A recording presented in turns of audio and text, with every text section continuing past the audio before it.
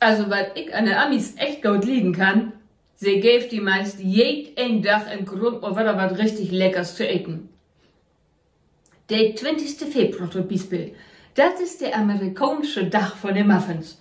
Wie will der noch nicht mal so nipp und auf, wo anstatt und Wetter zu düssen 4 Tag kaum ist. Und nicht bloß das, ein weet auch nie so ganz, wo anstatt Wort Muffin herkommt. Du gibt es nämlich 2 Geschichten dazu.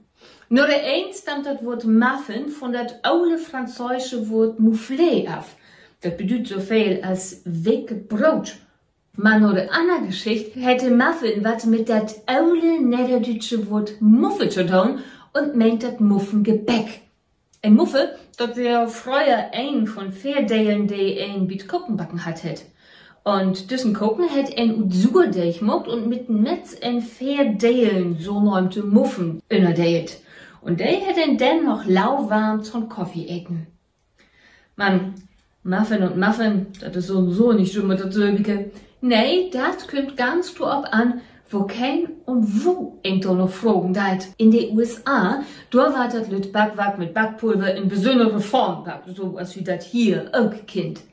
Man in Großbritannien versteht ein Muffin ein Flachhefegebäck, wat as ein Toast eten ward. Ja, und das beträgt die Amis dann wieder als Englisch Muffin.